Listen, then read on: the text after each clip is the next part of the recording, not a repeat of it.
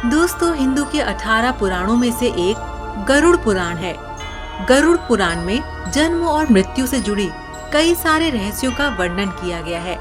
इसी रहस्य को बताते हुए ये भी वर्णन किया गया है कि जब कोई मनुष्य असमय यानी अकाल मृत्यु को प्राप्त करता है तो उसके साथ क्या होता है।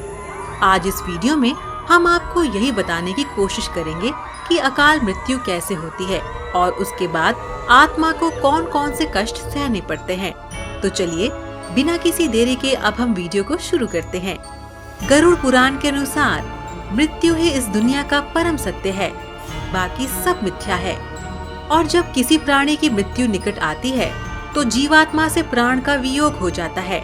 इसके अलावा ये भी बताया गया है कि जिसने भी इस मृत्यु लोक में जन्म लिया है उसकी मृत्यु का समय पहले से ही निश्चित होता है और वह अपने कर्म के अनुसार मृत्यु के पश्चात नए शरीर को धारण करता है।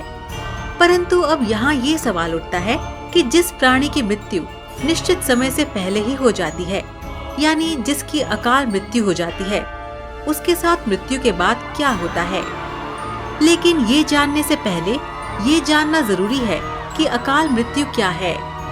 तो दोस्तों, गरुड़ पुराण की माने तो जो प्राणी भूख के कारण मर जाता है या किसी हिंसक जानवर द्वारा मार दिया जाता है या फिर खुद गले में फंदा लगाकर मर जाता है या विष खाकर खुद को समाप्त कर लेता है या सांप के काटने के कारण उसकी मृत्यु हो जाती है, उसे अकाल मृत्यु की श्रेणी में माना जाता है। इतना ही नहीं, जो प्राणी नदी, तालाब या किसी भी तरह पानी में डूबकर मर जाता है या फिर किसी गाड़ी या ट्रेन के नीचे आकर मर जाता है, उसे भी अकाल मृत्यु की श्रेणी में माना जाता है।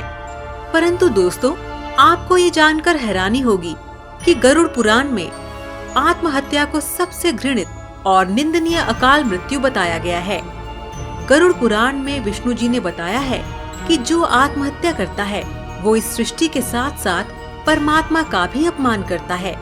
ऐसी आत्मा को मृत्यु के पश्चात बिना किसी संदेह के नरक लोक की यातनाएं भुगतनी पड़ती हैं। साथ ही विष्णु जी ने ये भी बताया है कि जो प्राणी आत्महत्या करता है उसे कई वर्षों तक पृथ्वी लोक में ही भटकना पड़ता है। वह तब तक भटकता रहता है जब तक कि उसका जीवन चक्र पूर्ण ना हो जाए, और जब जीवन चक्र पूरा हो जाता है तो यमदूत उसे नरक लोक ले जाते हैं और वहाँ उसे कई तरह की यातनाएं देते हैं।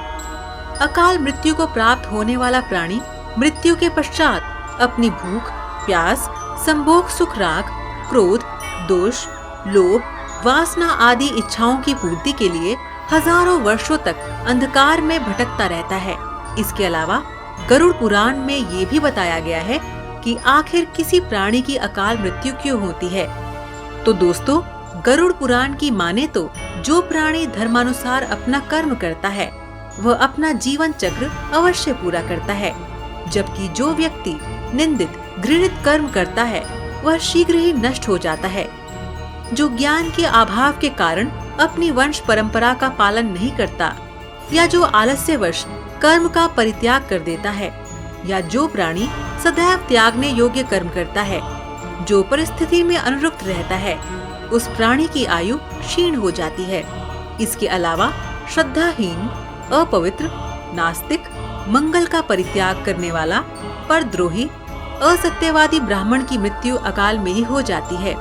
साथ ही जो राजा अपनी प्रजा की रक्षा करने में विफल रहता है या फिर जानबूझकर उसकी रक्षा नहीं करता, वो असमय ही मृत्यु को प्राप्त हो जाता है और यम यातना को प्राप्त करते हैं।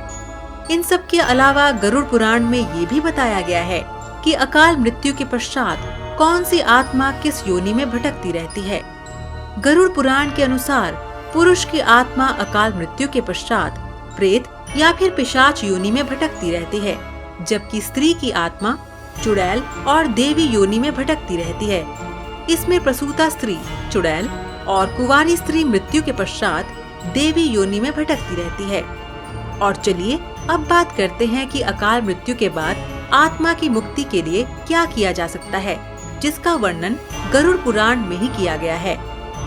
गरुड़ पुराण में अकाल मृत्यु को प्राप्त होने वाली आत्मा की मुक्ति के लिए कई उपाय बताए गए हैं, जिसके अनुसार अकाल मृत्यु को प्राप्त करने वाली आत्मा की मुक्ति के लिए उसके परिवारजनों को नदी या तालाब में तरपान करना चाहिए। साथ ही भूखे बच्चे और ब्राह्मणों को भरपेट भोजन कराना चाहिए और ऐसा 3 वर्ष तक लगातार करना चाहिए।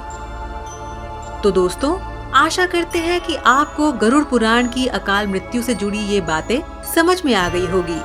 अगर समझ में आ गई हो तो इसे पाने तक सीमित न रखें, बल्कि अपने दोस्तों और परिवार के लोगों के साथ भी शेयर करें। और अगर आप हमारे चैनल पर नए हैं तो चैनल को सब्सक्राइब करना ना भूलें। फिलहाल आज की वीडियो में इतना ही। वीडियो को अंत तक देखने के लिए आपका बहुत बहुत शुक्रिया।